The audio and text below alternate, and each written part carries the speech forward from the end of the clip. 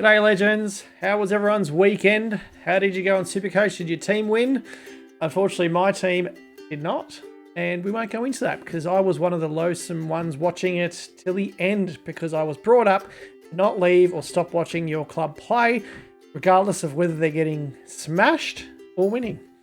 So the Bombers, but Supercoach, I had a great week.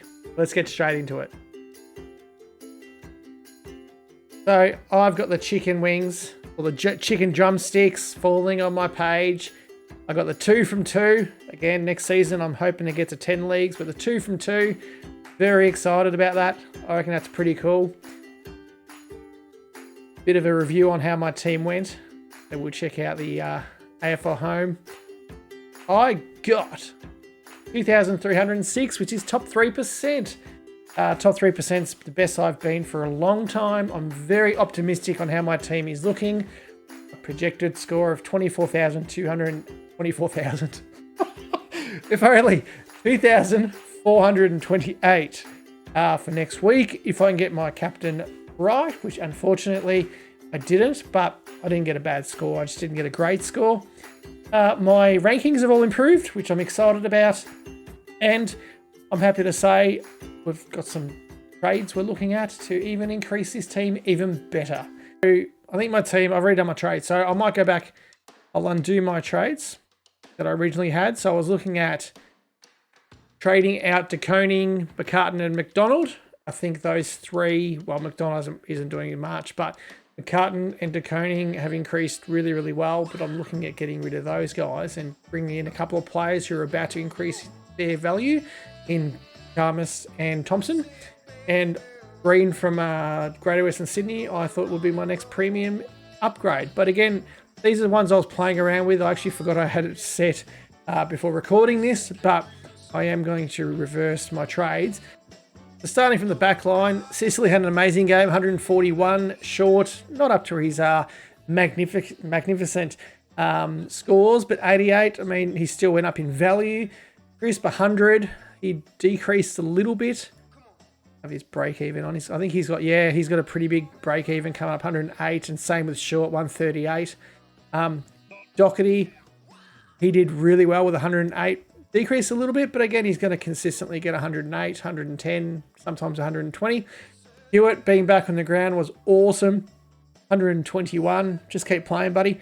McCartan did a great work on Mob. He dominated him and his brother. I think it's his brother. Just completely smashed us. So 75. DeConing did a great job, 69. And then my midfield, Lockie Neal, 115. I had a captaincy on him. I waited to see how McRae went. McRae got 117. So I thought, you know what? Neal dominated against Adelaide and I thought he would smash them. But 115, it's okay, but isn't the best we could have got. Obviously, Mills, 167. I should have picked him because I should have known that Essendon being as soft as we are at the moment, he would have dominated. Oliver's 99 isn't great, but okay. Miller's 130. He's playing excellent football. McRae obviously 117.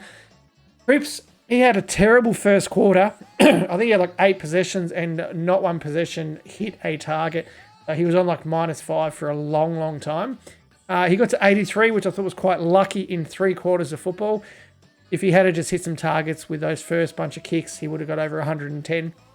Brayshaw's 94, who was our trade-in last week. Again, I don't think they played a great game, but he still nearly got that ton. Dacos has gone down in value, 69. So again, he might be a player we'll look at trading out in the future, but I'm going to keep him because I want to put him in my back line. I want to have a back line of Sicily, Short, Crisp, Doherty, Hewitt, and Dacos. DeConing and McCartan, I think, are the 2 that are going to be looking at going out this week. We'll go more into that later. McDonald's 30, still increase in price, but I don't think we're going to keep him. McComb's fine, and Carroll did okay.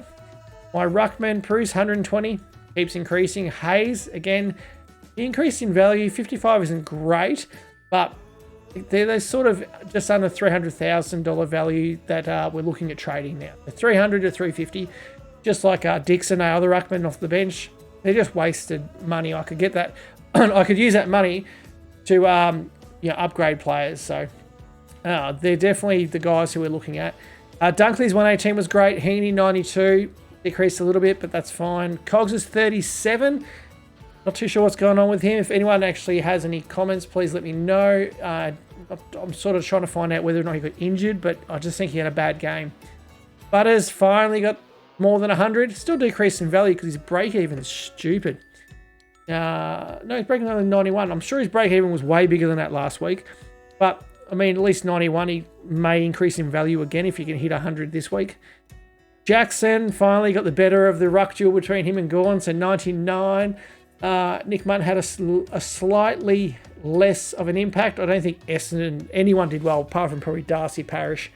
But Mutton's still increasing value, so he's getting up to near that 400,000. So, again, he's a guy that we'll look at, and if he can continually get 90s, and occasionally hit over 100, we'll look at keeping him. But if he has these games where he's a bit inconsistent, it may be a guy that we trade down for a first gamer or a second gamer and put the money into somebody else. Durden 76 is great. Same thing, that 230 to nearly 300,000. So we'll be looking at, he's another one we could trade down, and obviously Matthew Roses. So there's plenty of options there. I'm happy with my team. Again, I won both matches. I'm now 8th in both my leagues, so I'm in finals contentions, and it's just onwards and upwards from now on. Yeah, so with my leagues, as I said, I'm now in the top 8 of both my leagues, which I'm very excited about. I was 11th for a long time, so I'm now 4 and 3. Top 8, 1-1. It was a bit of a slow week. I don't think many people in either of my leagues got over 2,300. Not 23,000, which would have been amazing, but 2,300. GT's Guns, who's our top team, got 2,205. So it wasn't the greatest score for the people who have been dominating my league, but that's okay. So yes, back into contention. Hopefully we can stay in there. But with my team, plenty of options. I just wanted to give you a quick review. I'm looking at hopefully 2,400, depending on who my captaincy is this week. And again, I didn't do a video last week, Thursday, Friday, talking about what I was going to do, because I was really happy with the teams that were selected. Hewitt was back in. A couple of trades we did where we got rid of a couple of mid-price players, and we got a couple of these newer, younger kids with 1 or 2 games under their belt. And bringing Brayshaw in, so I think Brayshaw will be fine. He's good locks. But look, today I'll do a change where I'll move Mountford and Dacos over, and we'll put Mountford out and possibly put in, Carroll's averaging the highest out of these 3 guys. And then getting Dacos onto the ground. But, with my trades, I'm probably looking at trading De Koning and McCartan and McDonald. As I said earlier, I think these are the guys that we should be trading. They're high. They're that 300 to, 350 range, which I think is time now to let go of. And we can definitely try and get a primo in. So, we'll look at the highest averages that we can afford. So we're not going to get a Rory Laird. But that's why I sort of went with, Travis Boak's doing okay. Didn't do well on the weekend, but, and then we're sort of looking at Sam Walsh or a Volston or a Stewart, but I don't want a backman. That's sort of why I went with the Tom Green thought. And then looking at a couple of kids in the back line who are actually playing well. There's obviously, as I said earlier in this, the Bulldog player, wherever he is.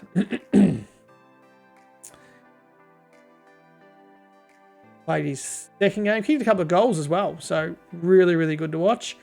I don't want to get too many Bulldogs players because obviously with the bye round, it could bite us in the backside.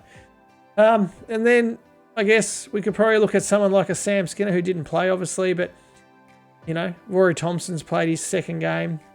He'll obviously increase in value, so we'll get him in the back line. So, we've got a $61,000 cash. So I think they're the trades I'm going to be doing this week. Obviously put Green on the field instead of Carroll.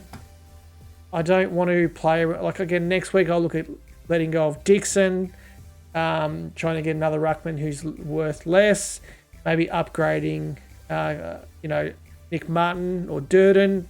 They're around the prices where if they don't increase in price, it's no point having him on the ground. Dacos as well. So if Dacos has plateaued and doesn't continue on with his great form, we could look at trading him. But look, plenty of options. I'm pretty happy with my team. With those trades, Tom Green being on the ground, my projected score is 2,428. So I'd love that to happen. But good luck. Let me know in your comments what you think or any other players I haven't seen. Tell me your scores for the week. Very keen with the chats we've had so far this season. And look, hopefully the Bombers can get up. But if I have any changes that I need to do by the end of the week, I'll do another video. If not, good luck on the weekend and have a great one. Cheers. Please like it. Please subscribe. Please share. I'm nearly up to 400 subscribers and I can appreciate anybody who comments, likes, shares, and subscribes. So have a great one. Good luck this week. If I have to do another video, I will, but please like and subscribe. Cheers, guys. Have a good week. Thank you for watching. If you like this video, please like and subscribe. I've got 2 more here that I think you'll enjoy. Thank you for watching.